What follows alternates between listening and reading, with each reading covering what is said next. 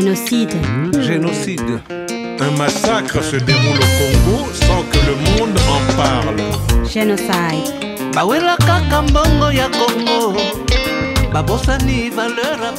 Quelles sont les conséquences immédiates sur l'entêtement de M. Fayulu pour la poursuite du processus électoral biaisé?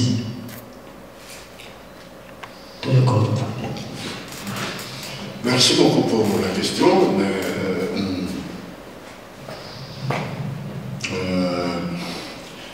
Vous demandez le point de vue de l'UDPS de fondamentaux sur un des candidats présidents en République dite à démocratiser. Je dirais au nom de notre parti que ce qui se passe dans cette République-là sur ce processus ne peut pas beaucoup nous préoccuper, nous tous qui sommes ici, puisque vous savez, notre slogan, notre mot d'ordre, depuis que nous connaissons les camarades résistants ici dans la salle, est qu'on n'organise jamais les élections dans un pays. Ça, c'est plus bon. Et de deux, vous et nous sommes les exclus de ce système depuis 2006, 2011, et aujourd'hui 2018, 19. Je dirais tout simplement que la politique en RDC sous la Kabylie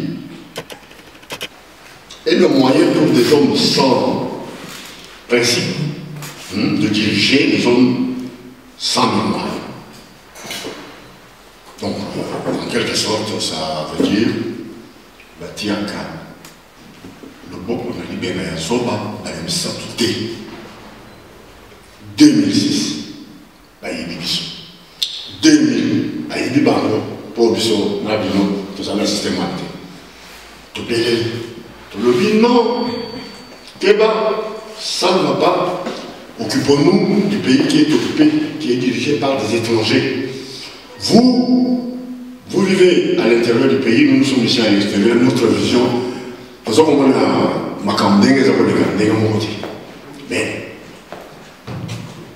Mout, on a quel est la Zambie. Zambie pour tout le monde.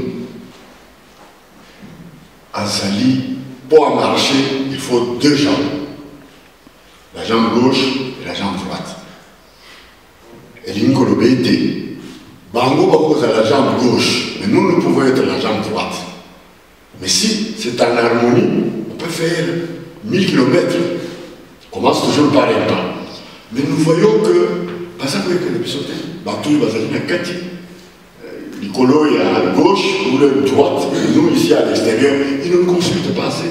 Mais nous et vous, pour qui tous les cas attention, bébé Zali Boy, attention, bébé Zali Boy. Donc, awa, on a coupé ce point de vue dans Gaï, ou point de vue dans Bissot, dans Songolo ou Paganati. Dans l'Union sur un débat, c'est quand Zali, le système n'a pas moyen. On peut libérer ce pays-là par les élections. Mais il y a en conclusion, je dis, Batia Kanboko n'a libéré un Zoba dans la mission. On a mis en 2006, 2011. Bissoka Kokobele, non aux élections, ils ne comprennent pas. Et s'ils se cassent les dents aujourd'hui, ce n'est pas notre problème. Voilà ce que je peux dire un peu pour ne plus abuser ou surtout aller avec des noms de ces gens-là. Moi, ça, j'ai la chaîne. Bololomique, un compliment amer, le peuple a vomi, mais il ne comprenait pas que le peuple ne veut pas avaler sur cette pédine-là. Mais aujourd'hui, des batailles. Donc, ils sont faits, c'est pas problème là, on a 2006. Mbébé Zalaki, il va avoir tout, fraude, tout ce que vous voulez. Le roi n'a pas avec ma casse, vous voyez bien, pour tous les nids. C'est une histoire, hein. Bon, ça y a des doukias, ça y a des makoukias, ça y a tout. Ça y a des tout le monde est là. Décideur, toya, difficile. Côté babimisi ye na mboka akomi lokola biso akontakte biso na exil ayaki te afandi kaka na ndenge na ye kaka bato oyo basalaki mbeba kuna bakei kozwa ye bakangisi ye ake kosala bon 10 ans 2006 et puis bato babelelaki lero wana ezali kaka Senko bamupe pour vous rafraîchir la mémoire. Vous voyez bien position, il y a Kondo, Cardinal et John, Frédéric. Mais il a dit, non. Il a dit, vous doit gagner l'élection. Ce n'est pas. Oui, mais on va accepter. Paix à son âme. Comme en 2011, Kaka Senko. La vérité des hommes n'est ni conforme à la loi, ni à la justice. Sans dans mon pays. Il y a gagné l'élection. Il y a eu prestation de serment. Il y a eu l'élection.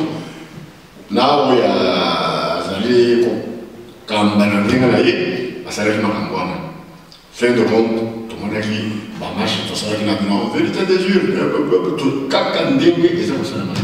l'histoire se répète. Ça ne va pas nous étonner, nous les résistants. Nous ne devons pas être étonnés autre mesure que les mêmes causes produisent les mêmes effets. Voilà, en bref, ce que nous constatons.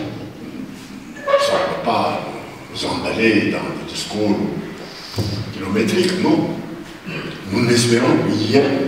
On ne libérera jamais ce pays-là par des élections. Voilà.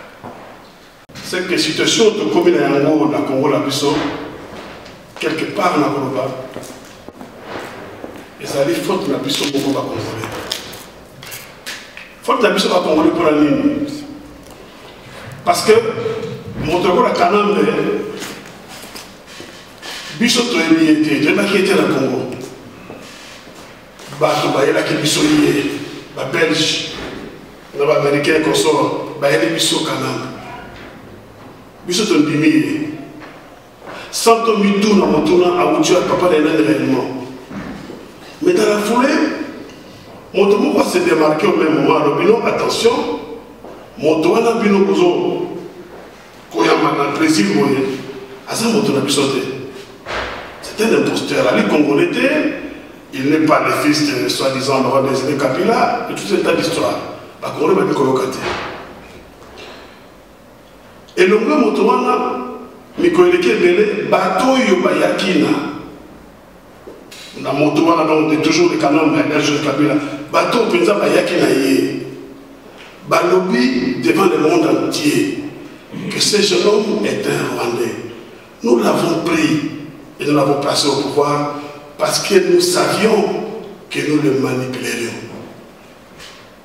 La vérité, biso to yaki na époque, moi na mboka lobi bobo mais bato ba yaki na ye. Ba créateur na ye ba lobi moi na wana za Rwandais. Biso to yaki na ye, to tiaki wana pour te exploiter.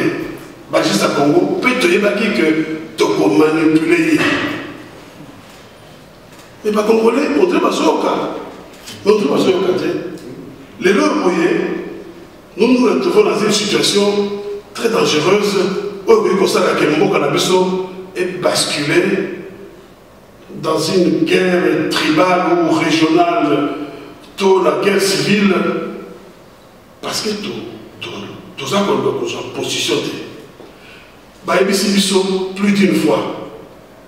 Parce que ils ont vivre dans la planète Terre, d'ici là, Bamakambo, nous devons vivre les loyaux,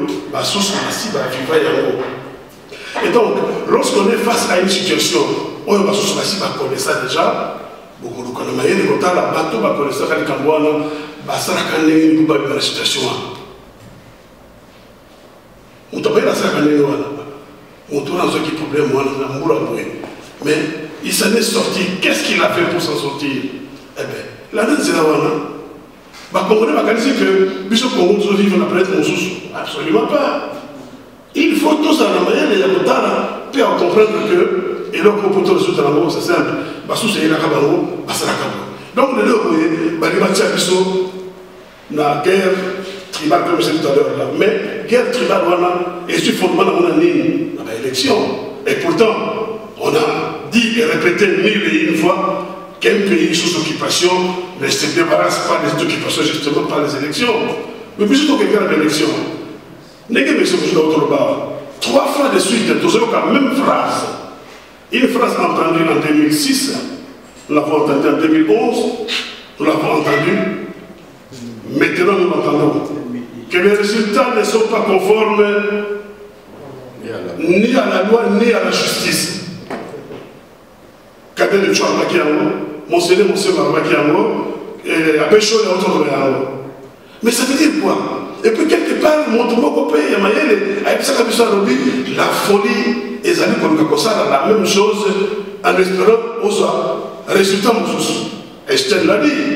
Donc, tu peux libérer beaucoup de Congo par les élections, parce que partout, qui peut ils n'ont aucune intention de librement, facilement, ils veulent créer la confusion, parce que la confusion, ils ont créé. Et je vais clore la réponse de Sikawana. Ça me rappelle personnellement, penser à Steph Biko qui disait que, l'Afrique du Sud, bien sûr, que l'arme la plus efficace entre le maître et l'oppresseur, c'est la mentalité de l'opprimé. Comprendre que les Congolais, les Congolais, sans position. Alors, si tu as il y a un ce que tu as dit, que l'élection, les amis solutions, facilement, la situation où il y a un peu. Ok, très bien. Alors, démarche de Isomunyango, est-ce que ça sert tous les sous une espèce il y a tourbillon pour le sous? Alors, moi personnellement, je n'ai pas confiance dans la moto à la base du problème pour apporter une solution au problème. Yo moto, on tient la difficulté dans un yango, na koki ko espérer que ça na yo moto ya ko misanga ile difficulté wa. Biso basto yebi. Que makambo zo na Congo, implication ya Rwanda et ça affairé. Bon, le même président Rwanda, devenu aussi pour la circonstance président de l'Union africaine, a comme il proposé la solution dans le Congo. Mais est-ce que vous connaissez que l'intérêt où il y a dans le Congo, tout d'un coup, il faut les déclarer, à cette chose, la personne est remontée. Non, il fait semblant. Il fait semblant. Ça veut dire que, c'est vrai, il se retrouve la croisée de chemin telle que pression, il y a vu souvent dans le monde, et il y a ma casse. La pression congolaise, sincèrement, il y a ma casse. Donc, on va savoir qu'on peut pas moyen, non pas pour totalement dans cette immortalité, mais pour que, en tant que je ne vais pas changer de physique de pôle, au moins, vous avez la charge, il y en a qui la moto, au dessus du BK. Vous avez la charge. Donc, ils peuvent seulement collaborer dans la moto, pas qu'ils soient du BK. Mais va continuer comme un mayango. Donc, ils sont congolais. Tout le monde qui la terre. Et puis, tout le monde constater que solution à Congo, problème à Congo, voulez dire, solution à Congo, écoutez pas Paul Kagame. Problème à Congo, solution à Congo, écoutez pas Belgique. Vous voyez qui il pense. Tout le monde qui se passe d'ailleurs. Ministre français des Affaires étrangères, alors qu'il y a la même chose, que les résultats ne sont pas conformes à la volonté exprimée par la population. Et vous connaissez ça, tu vois. Alors, parce que ce qu'on a eu, l'Afrique a une boutique, une grande boutique, et que boutique, on a une boutique à la distrait, chaque fois qu'on a une boutique, on a un paquet à Amadeus, pour la belle dame. Chaque fois qu'on a une boutique, on a un paquet à Amadeus, pour la belle. Ce qu'on a demandé de nous, on va faire un complot, comment on a boutique, là on ne sait pas la banque. On ne sait pas la banque, parce que c'est là que mes enfants trouvent de temps en temps de quoi manger. Donc,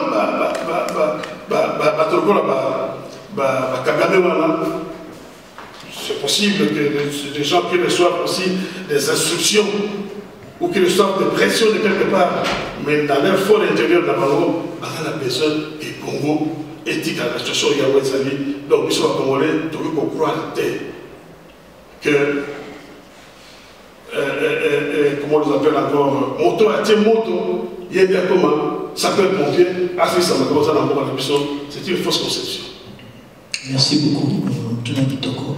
Alors, pour tout ce cas, les Alipéka et les internautes, ceux qui, le Martin Fayou, qui a au sein des démarches, on a Bapessi et Longa. Attitude, il y a Busso Boudeli, entre autres Busso Batoya Senasi à Parego. Et vous allez dire, et vous fléchissez mon quête, et vous allez kaka le légué beaucoup. Bon. Toloba déjà depuis le début que le combat que nous menons, nous, la résistance, ce n'est pas par rapport à un individu, c'est par rapport à tout un système. Ce qu'on diagnostique, il y a mal de belle, médecin à Sali à Momabé, tout ce qui suivra, tous les traitements où le médecin peut prescrire dans mon douane, et vous en avez fait mon côté. Ça n'aura aucun effet. Ça veut dire que départ, il y a Martin Fayulu, parce qu'on vient de le citer, et ça déjà m'a bien. Il y a qu'à ici à cause du pouvoir dans mon Kawana par les élections. Mais nous ne cessons de répéter que les démarches sont liées à Zanayango, la processus est liée à Zanayango, à réussir, peut-être, je dis peut-être, na côté de Misakanam. C'est-à-dire que ça pour lui dire passe, ma propre zone de la pression. Ce qu'on monte à Salibou, à l'édition, à ce que la pression est, c'est-à-dire qu'elle a changé le côté. Basons gagner ça, que ce qu'on a ballonné le pouvoir, à céder le pouvoir, basons ballonné. Je vais vous dire une chose. Si on appelle si Martin Fayou que par miracle, allez, quand on a cette marche arrière, va raconter par Babylon, Martin Fayou est gagné. Ils vont raconter pour la présidentielle. Très bien. Mais Martin Fayou, si on va passer victoire, sachez que de l'autre côté, il y a 0 candidat député provinciaux. 0 candidat député nationaux. Et là, on monte. Donc, hier, à cause de nous, on a gagné. Et la question c'est que, aussi, ce qu'on y est le pouvoir, parce que si ce qu'on y a le pouvoir, il y a une élection, il y aura une continuité de l'appareil de l'État. L'appareil de l'État va continuer à fonctionner tel quel. Or, je vous assure que Mbokawana, pour éliminer la situation, il faut une rupture entre ce qui existe maintenant et ce que nous mettons en place demain. Nous devons déboulonner les systèmes, les tout ce qui va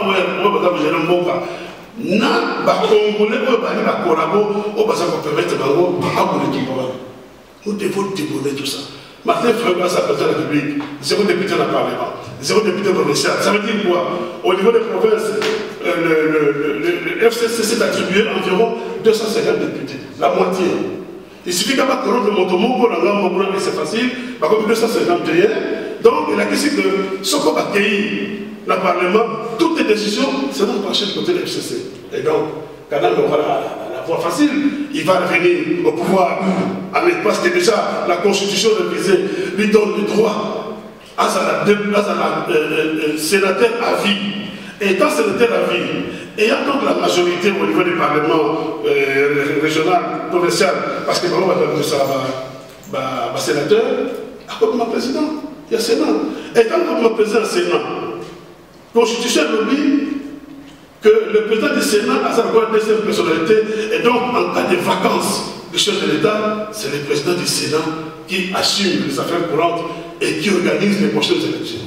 Donc la stratégie c'est quoi? Ça se voit très très très bien.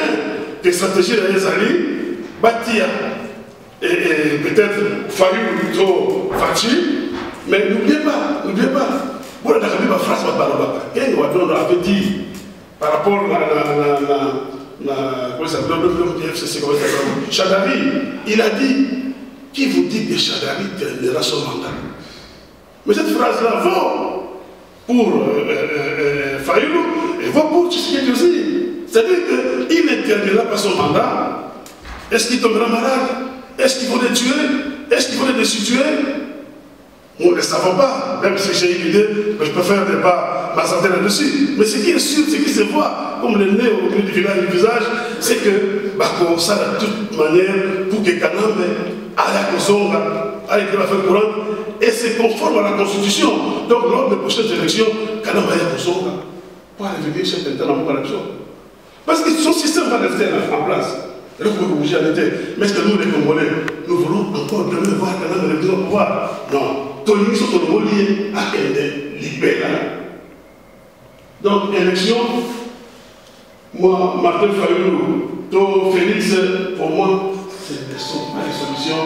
Au contraire, ils continuent à nous enfoncer. Ils continuent à nous enfoncer et nous voulons éviter ça.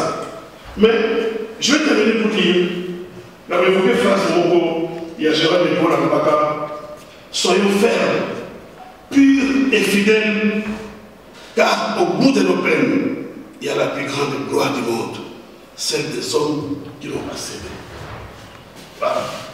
Ingeta. Merci beaucoup pour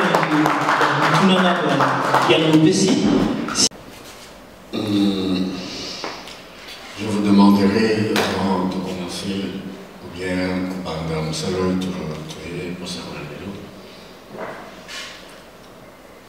toutes les malicieuses pour regarder au moins une minute de silence. Premièrement, en mémoire à Moukoufi, on fait une bonne émission, le Premier ministre Patrice Lumumba, qui a totalisé le 17, aujourd'hui nous sommes le 19 de jours, seulement 58 ans. En même temps, tout le monde sait des réunions sur la possibilité pour liberté, libération Yamboka. Mais les plus prisés actuellement, Rossi Mukendi, Kapangala, Almama Tungulu, tous les autres, dont chacun de vous a émis à combien de temps. Donc, une minute de silence.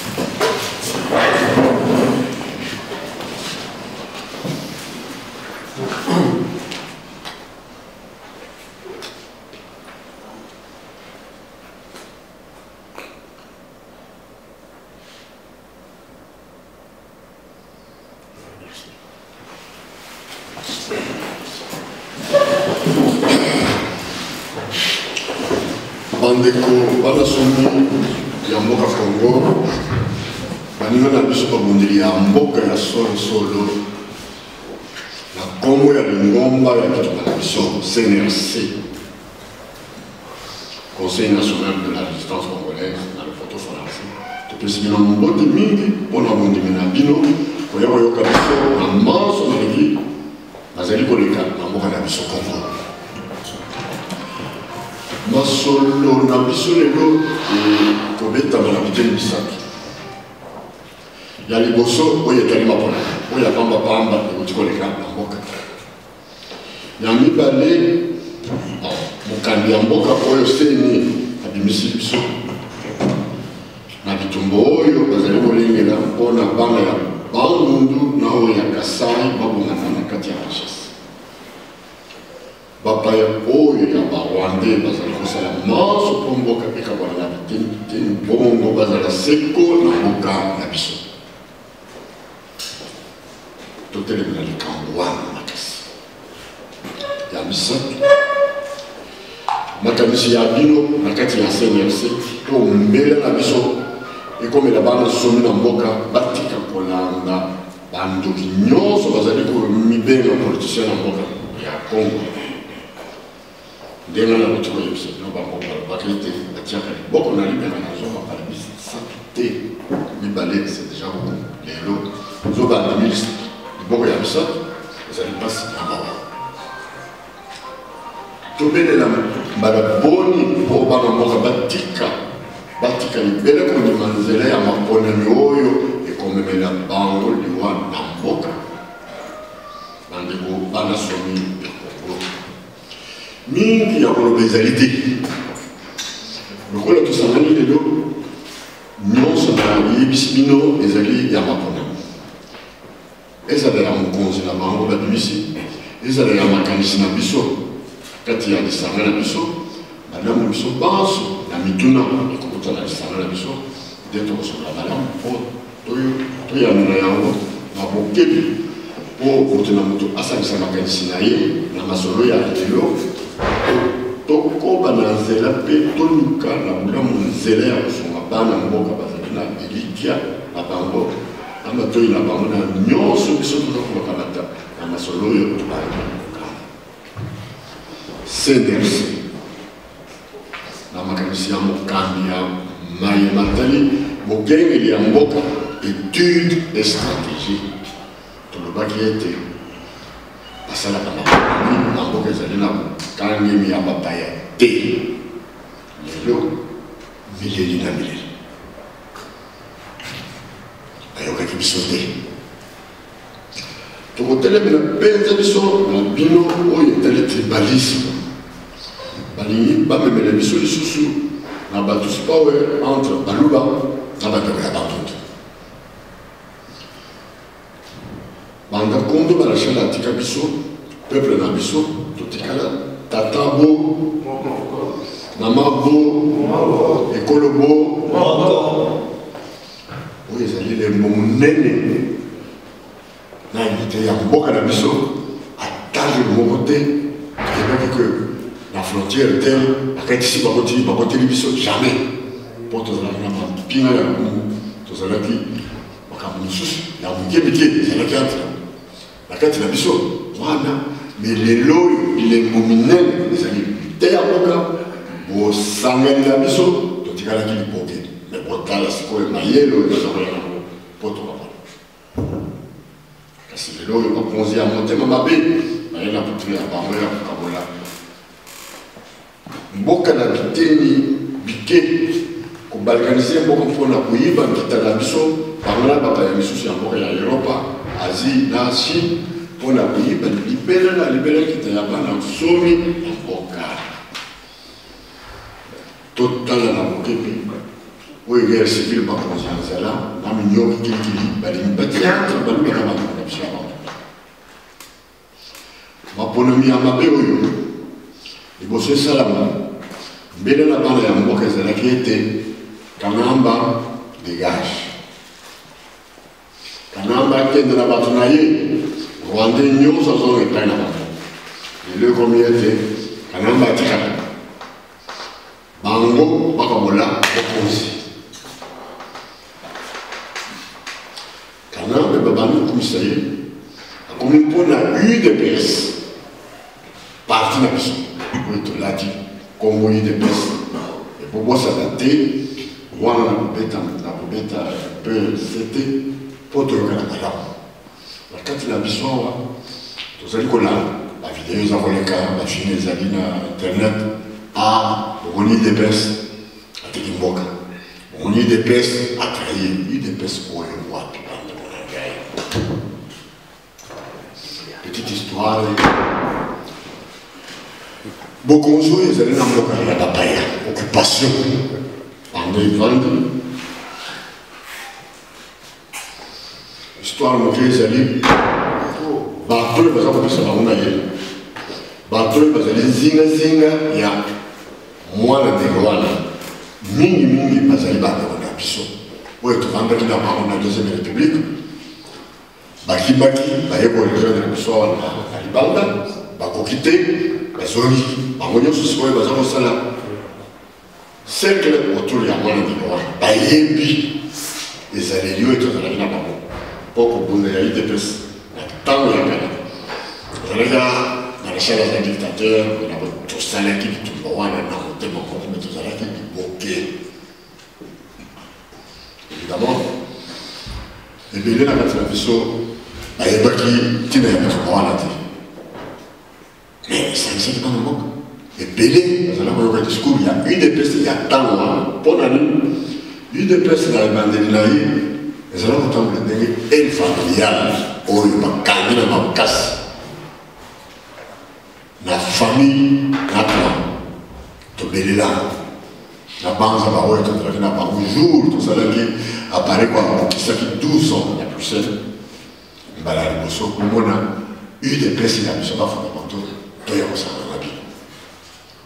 Pour la vie, tout ça, pour Béléla, Bino, je jette ma fleur, Béléla, à Parico.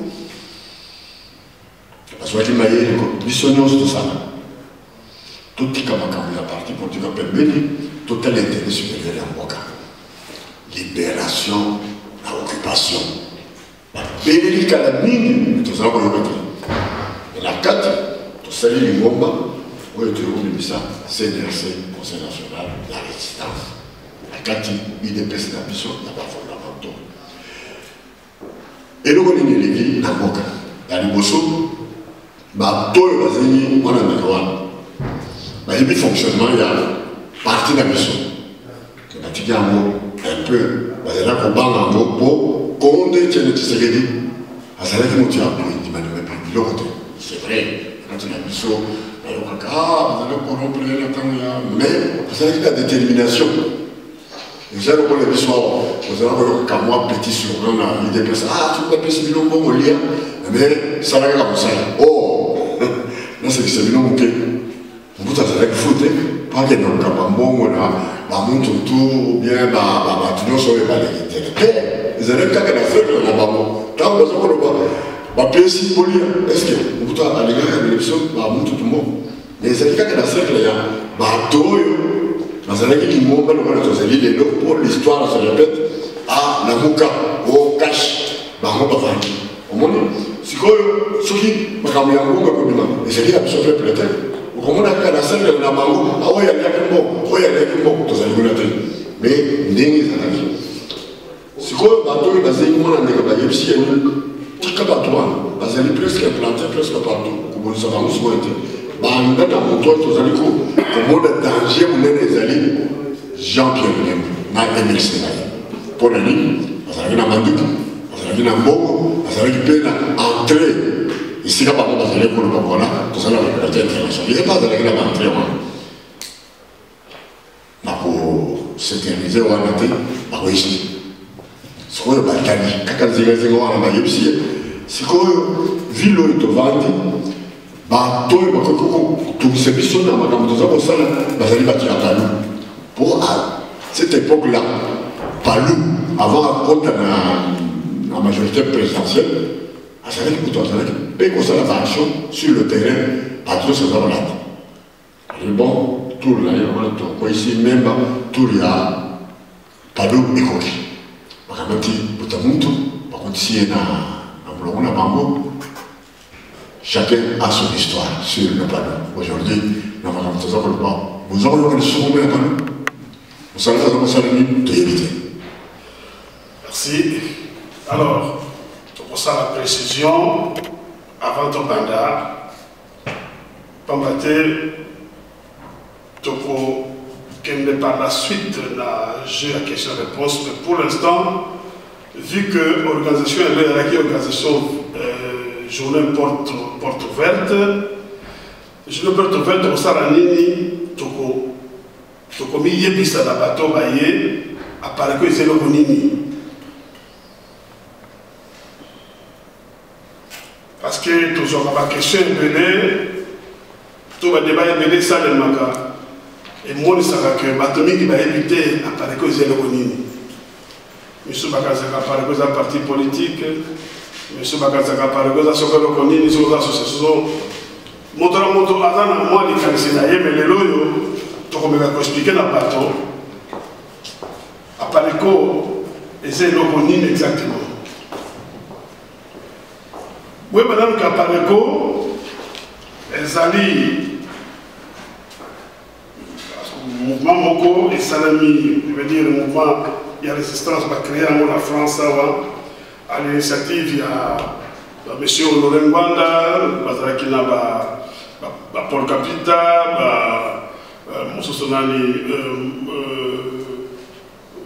l'ancien ministre de l'Information à Congo, dont il m'échappe, Ngongoro, merci. Voilà. Donc, on a créé qui à Pareco. Mais on a créé à Pareco pour quelle raison? Eh bien, on a pu savoir un peu plus tard. Mais là, on a savoir un organigramme à Pareco. À Pareco, dans sa configuration, ils ont un congrès. On a un congrès, on a un président national. Nous avons à droite, le président national, il y a 4 vice-présidents pour l'instant. Donc, il y a la vice-présidence. Il y a à droite. On peut dire à gauche, il y a le secrétariat général. Le secrétariat général, pour l'instant, il y a le secrétaire de l'EP. Il y a le secrétariat général, il y a le secrétaire national exécutif. Il y a tout le monde pense qu'il y a une représentation régionale, c'est-à-dire région avec la région Europe de l'Ouest, où ils ont des pays comme la Belgique, Allemagne, Hollande, Autriche, France, Italie et tout ça. Et puis tout ça, il à Pareco, anglo-saxon, donc régional, côté anglo-saxon, dans le pays, une partie à Scandinavie, tout ça, l'Angleterre. Et puis dans le pays, il y a toujours la Grande-Bretagne, on les a fait, et ça, à Pareco, Europe anglo-saxonne. Et puis dans le Sénégal, tout ça, il y a la représentation territoriale, c'est-à-dire que dans chaque pays, la représentation Moko et à Pareco est alliée. Dans la représentation des pays, tout ça, le comité urbain. Le comité urbain, c'est-à-dire dans chaque ville, ou du moins la ville où il y a lieu organisé, ils arrivent, il y a un représentant dans Yango, et puis tout ça, il y a des membres sympathisants, peu bon on a bon. La Katikati, il y a président de la Katikati, parce que la PCI et du Panzi, la Katikati, parce qu'on n'est pas de la présidente directement, tout ça fait la trésorerie. Donc, on a la trésorerie générale, là, actuellement. Donc, ça, c'est plus ou moins configuration, ton organigramme, il y a Alliance et Patriotes pour la refondation du Congo. Bassali apparaît comme un objectif fini. Bassali apparaît comme faire prendre conscience au peuple congolais de la nécessité et de l'urgence de s'assumer devant l'histoire et d'instaurer en RDC, donc la République démocratique du Congo, la promotion de la bonne gouvernance par une démocratie effective et pluraliste. Et tout ça pour celle-là, n'a pas congolais, il y a adhérer massivement à Pareco. Ce n'est pas normal que le groupe Moko a battu Fandaka et tout n'a pas au passage. Oh, voilà le Gabi, c'est comme si nous étions engagés par un groupe de gens, côté Moudetoumawana, donc nous avons d'un côté ceux qui combattent et de l'autre côté les observateurs. Tel n'est pas le cas. Le Congo est un bien commun. Ça nous appartient nous tous. Les leurs, tout le monde a passé la porte pour la nuit. Donc on doit vivre bien. Moi je vous dis la vérité, tous les mois, je prends un minimum, 300 €. Et mon salaire, parce qu'il y a une soeur malade, maman n'a pas mangé, une tante a ceci, un enfant ne peut pas payer les feux scolaires, il faut que les classes, mal, il faut qu'il me un mot de là-bas. Et pourtant, ce qu'on voit à la maison, ils allaient content pour le malade. Tout le monde s'en a besoin de l'oyo, tout le monde a besoin de salaire de sauter. Et d'ailleurs, un autre problème, et ça veut dire que, au moment où je vous parle, peut-être que vous en avez monté, moi j'ai ce problème-là, et diminuant au niveau d'Angaï, n'a pas de Congo. La commande téléphone dans la poche, ça va se donner là, attendez ça 43. Oh, la limite déjà. Pour n'avoir que, après ça, on monte là à combattre, à vous sélectionner, à vous prendre un moment pour il y a peut-être santé. Moi, je vous appuie, je vous appuie. Puis ça va pas si caca. Moi, on a malade, moi, c'est toujours pour poser un problème. C'est très rare qu'on soit en communication à Congo. Et c'est comme vous avez dit, vous avez été à santé, vous pouvez atteindre le même niveau pour l'anniversaire. Dans le bac, on a fait la première phase de Bissot, il y a une interview dans le bac que combat de Bissot, et ça c'est même lié à la nationalité. Je crois que vous vous rappelez que tant qu'on est tombé à Congo, pendant dans la 96, 96. Déclaration, il y a Liboso, Bateau, Bagatara, Isaïe, à l'époque, Bassanaka Balobi. Nous avons pris des armes parce que le pays a refusé de nous reconnaître notre nationalité. Donc, combat à Congo, et Banda, sur fond, il y a nationalité. Mais aujourd'hui, on ne peut pas s'arrêter à la nationalité. Il y a Bateau, comme nous avons en l'occurrence, parce que dans ces combats aujourd'hui, il y a même de ceux qui ne sont pas Banyamulenge qui se sont insérés dans le système. Il y a même quelques-uns de nos frères qui combattent contre nous. C'est pour ça que nous disons que Toumba, il y a Congo, et ça a la nationalité. Et ils allaient liés aussi, et surtout, le système. Donc, il faut tout ça là. Nous sommes pour ça là, pour tout débrouiller le système en place. Eh bien, c'est pour cette raison que tout ça pour celle-là, n'a pas congolais, il y a adhérer massivement à l'appareil. Ce n'est pas normal que le groupe Moko a battu Fandaka et tout n'a pas au passage. Oh, c'est comme si nous étions engagés par un groupe de gens, côté Moudetoumawana, donc nous avons d'un côté ceux qui combattent et de l'autre côté les observateurs. Tel n'est pas le cas. Le Congo est un bien commun. Ça nous appartient nous tous. Les leurs, tout le monde a passé la porte pour la nuit. Donc on vivre bien. Moi je vous dis la vérité, tous les mois, je prends un minimum, 300 €. Et puis le salaire, parce qu'il y a une soeur malade, maman n'a pas mangé, une tante a ceci, un enfant ne peut pas payer les frais scolaires, il faut que les classes, il faut qu'il s'est amorti de la banque. Et pourtant, ce combo qu'on a mis, ils allaient content pour la madame. Tout le monde s'en a l'impression de l'oyo, tout le monde a salaire de sauter. Et d'ailleurs, un autre problème, et ça dit que, au moment où je vous parle, peut-être que nous en avons monté, moi j'ai ce problème-là, et diminuant au niveau de Ngaï, n'a pas de Congo. On a commencé à faire dans la poche, ça va se donner dans la 243. Oh, on a l'aimé déjà.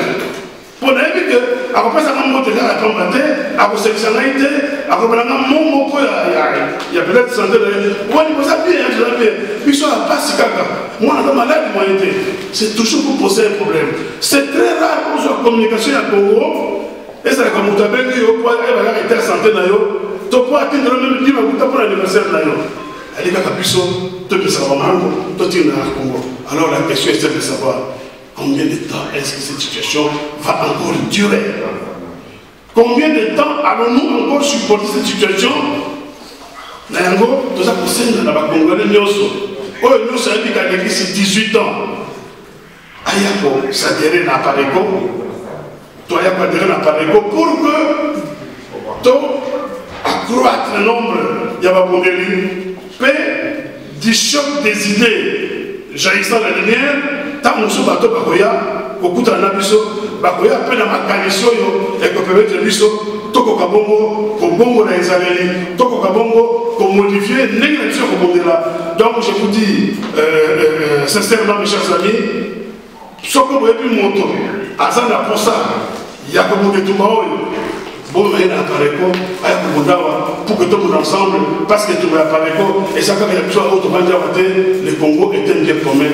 Il nous appartient à nous tous et à chacun d'apporter sa modeste contribution pour l'édification des grands Congo. À ce qui en a, la plus de merci pour notre sympathique attention de nous. Merci beaucoup,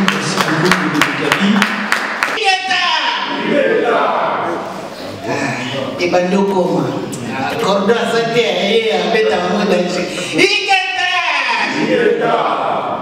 soulèvement, moi, on a beau, bien terre. Au lieu que moi, on a besoin de tout faire, on a des gens qui sont là, tout faire. Mokilia bato etikala Congolais. Bana ya Congo toyokana tolingana Bana ya Congo toyokana tolingana Génocide.